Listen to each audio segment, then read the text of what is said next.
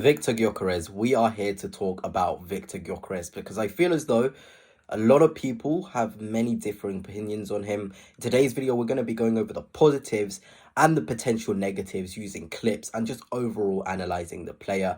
But before I begin, if you are new here, please hit the subscribe and the like as well. It'd be greatly appreciated. But let's start with the main sort of reports coming out. Arsenal have fully agreed personal terms with Victor Gyokeres. This is from CM Journal. They work in Portugal, quite a good outlet. We also have Sacha Tovaleri, who's also very good for news. He's got quite a reputable reputation within the journalist world. And he says Victor Gyokeres has agreed personal terms with Arsenal over a move to the club this summer. And of course, we had Hand of Ozil, probably one of the best Arsenal sources, saying Arsenal were sort of discussing personal terms. This was a very long time ago. So it just further confirms probably by now that those personal terms would have been agreed. But enough about that. Let's talk about Victor Gyokeres as a player. And the way I'm going to do this, I'm not going to mention Benjamin Sesko as a name at all during this video. That's my challenge. You guys know I prefer Sesko over Gyokeres, but I'm going to focus on what he's good at and how it works at Arsenal, and what he's not good at and how it wouldn't work at Arsenal.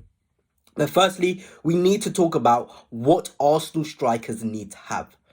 How they deal with contact from behind is absolutely crucial. So a ball coming into their feet, are they able to shield it? Are they able to keep it? Can they sustain the ball when we're under pressure? Look, against PSG, we didn't have a centre forward to hit and could sort of hold up the ball like Mika Marino was doing, like Havertz was doing in that first leg. And that's why they were able to keep the ball so much. And that's why our striker needs to be able to do that, because in many games in the Premier League as well, we'll need that.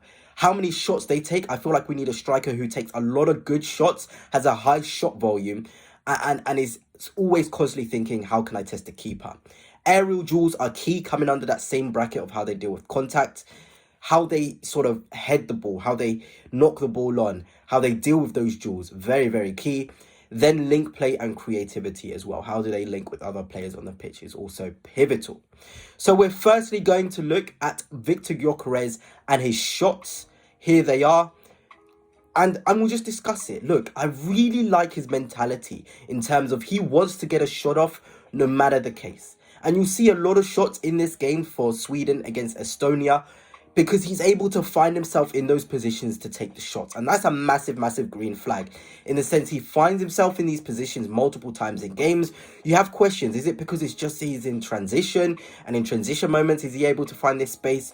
No, I just feel like his out of possession movement is really good. There, he should obviously score. But I like this. Victor Gyokeres, if he has the ball in the box, is clinical. It's just how often, if it's not a transitional situation, would he get the ball? But if you can get the ball to him enough in the box, he's deadly. He's a fantastic finisher. He's got nice control. He's not a scrub. He's not horrible. But the way he moves as well is also really good. And we need a killer. Somebody who wants to take shots on. He's only thinking about how can I score. He's not thinking about anybody else. He has that selfish nature, which is really good for a centre forward. And when we talk about what sort of goals would Victor Gyokeres score for Arsenal, he would definitely increase our goals from turnovers. 2 seasons ago, the season before we brought in Kai Havertz and Declan Rice, we had 388 turnovers, ending in 62 shots on goal. That isn't good enough, and I think that number has kind of stayed the same since then.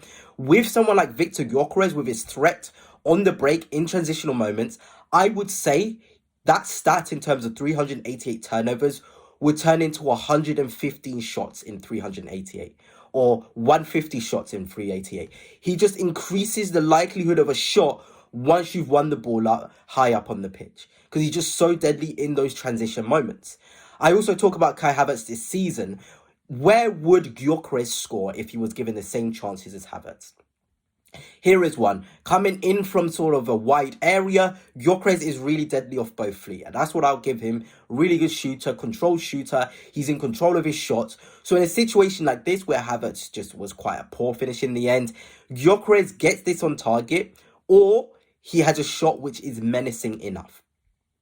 Here as well against Manchester United, Gyokeres in this position, goal. 1000% goal. And I guess that is a major positive. Here's also another one. Here, 1v1 on the flank. Gyokeres, he can go on his left foot or his right foot. This is a goal. But the problem is, how many times do as an Arsenal striker get these opportunities to be one-on-one like this, and one-on-one like this.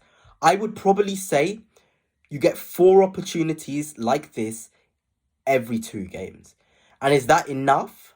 In terms of 180 minutes, I can see Gyokeres having 4 chances out of 2-3 games. And that's what you've got to kind of think of when you're analysing him, because you want Gyokeres to be able to be the best version of himself. And does the way Arsenal strikers get possession allow him to do that? We do not want to give up possession to the opposition. We want total control. If we were happy to give up territory, then Gyokeres would make a lot of sense. Now on to his creativity. I think this is quite an underrated element of him. And I'll say this many times, it's only just 2 clips.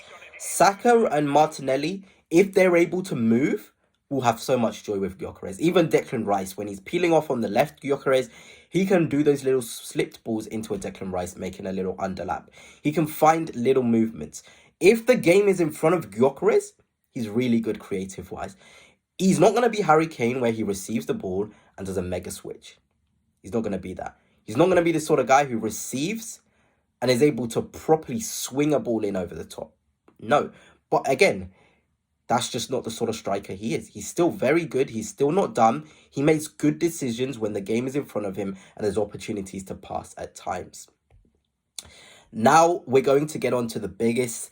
Probably now we're entering to the part where Gyokeres isn't good. Running onto the ball into a duel, so that image on the bottom, phenomenal. If you put a ball over the top and he goes shoulder to shoulder or he's chasing the ball, Gyokeres is fine. He will go duel to duel, shoulder to shoulder with any centre-back in the world. But the top image, if you ask him to hold up the ball, he's awful. I'm sorry. He would probably win 2 duels out of 7 if you ask him to receive and back up against a defender. And the amount of times an Arsenal centre-forward can go in behind for a duel isn't as much. But the back-to-goal duels for an Arsenal centre-forward, it is so pivotal to the way we play. Now let's get on to those duels, those clips. And we've got his duels just in the Champions League. And I want you to watch and see what I was trying to tell you guys. So here it is, running onto the ball. That's nice. He'll keep it all day long. There again, Gabriel was just smarter and more sharper. That can happen. Here, these situations can happen. I have nothing wrong with this, but look at how strong he is to get to the ball first in a running duel. But it's these ones here. These ones, this one again was kind of unlucky in the sense that that can happen to a centre forward. But this again, look, having to hold off the defender, he is not good enough. Here again, that's not good enough. Running onto the ball like this, look at that, easy. Gyokeres can do that. The final ball wasn't great, but I like it. Again, running onto the ball in a duel, look how strong he is. Phenomenal strength. Phenomenal strength. But look at that. Receiving with his back against the defender, it isn't good enough. And you're just thinking about how many times does an Arsenal player get to run in behind and get into a duel? Not many. But these sort of back to defender goals, sort of duels, Arsenal have to do it a lot. Their striker has to do it a lot. Here, good. But again, he's not sharp after the duel as well. Here, 50-50, like I said, running onto it, strong. Running onto it, good. Goes down a bit too easy. Again, shoulder to shoulder, he would be able to deal with that. But body against body, leaning back, having to hold the ball, Gyokeres hasn't got the ability to do it. He probably would win duels where he's backing up against the defender 2 out of 8 per game, I would probably say. And that's not good enough at the highest level. Because remember, we want the highest level quality of striker to play in our system. And that's just simply the player here. That's why he would work so well in a Chelsea. You get transition moments in a Nottingham Forest, in a United. Running onto the ball in a duel, phenomenal. So let us now get into the last thing, which was his heading. And this is obviously a key part to our game. Our striker would need to know how to head the ball. And it's where Gyokeres really fails. I'd probably say he's League One level in terms of the English divisions in heading ability. Can it be coached? Yes. But at 27, these are the things that is stopping him from being at those Real Madrids. The duels, the heading, and how he finds space in the box when it's not transition moments. That's where Gyokeres isn't in the elite brackets. He isn't there. So let's see how Arsenal could work with Gyokeres as the final thing we should talk about. And I think if you want to get the best out of Gyokeres and see his best qualities, you would need Havertz to start and do all of the off-the-ball stuff that Gyokeres can't do. So the shielding the ball, keeping the ball in the duels, heading, you can get that from Havertz. Then you just ask Gyokeres, play on the last line, make the movement on the last line, interchange with Martinelli. I think that would be really effective, but don't be the guy holding up the ball. You can run in behind and be in a duel, you'll be fine, but back to goal, we don't want you doing that. Swap with Havertz, do rotations, that could work. But anyway, I've given you the lowdown on Gyokeres, so let me know, after this video, would you say 90 million over 4 seasons for Gyokeres is worth it? I'm not making you say that you should change your opinion, but what's your overall opinion after this video? Anyway, that's it for now. Hope you have enjoyed, and until next time, peace.